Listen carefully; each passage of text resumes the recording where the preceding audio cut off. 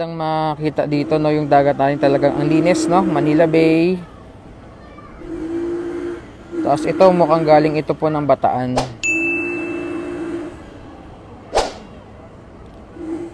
Yan, so nakailang ano na, ilan na yung dumadaong dito from Bataan at ilan na rin yung umaalis kanina.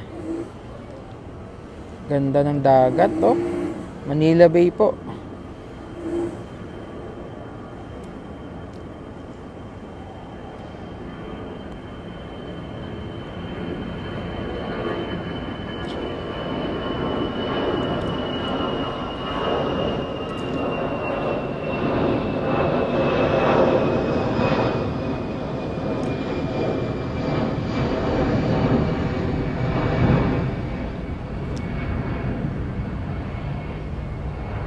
Ganda ng view.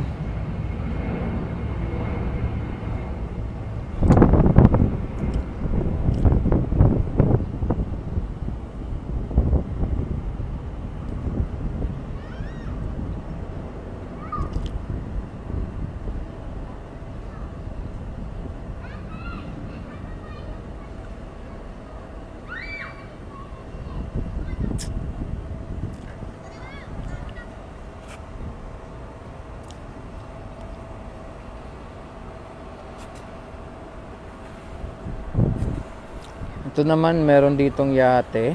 Ayan, mukhang galing yan sa may Manila Yacht Club. Pakaganda ng dagat, no? Asul na asul. Ang kinis ng dagat, o payapang payapa. Port area sa Maynila. Ayan, hanggang dito sa may Pasay yung natatanaw natin. Ayan, Palisok Circle. Tanaw din natin dito.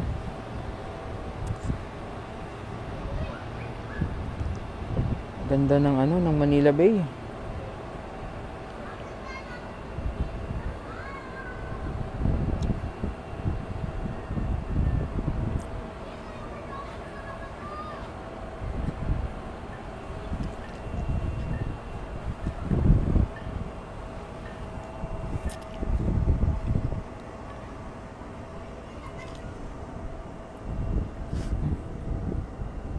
Wala talagang kalat. Ang linis.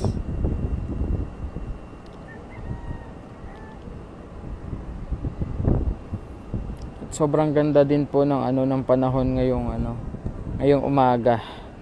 So today po is Tuesday, April 19, 2022. Talagang na-appreciate natin yung ganda, no, beauty of Manila Bay. Masasabi natin na talagang unti-unti nang bumabalik yung tinatawag nating glory ng Manila Bay. Yan. So Pasay area, ito Cavite area naman, kita natin yung mga saprahan din from here.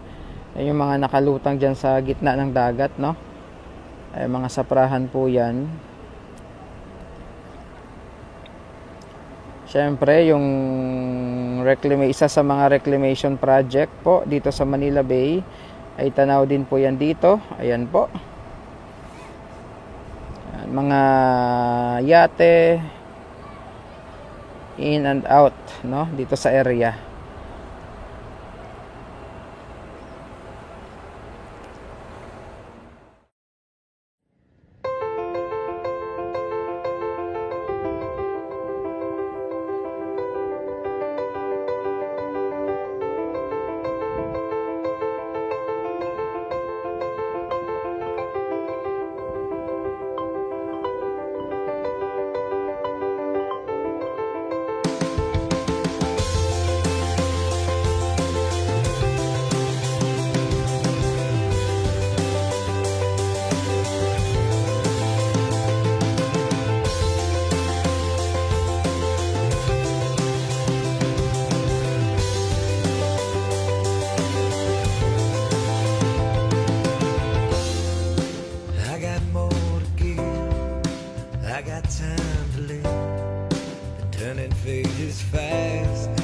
This ain't made to last, but I can't shake your ghost, a haunted home and host.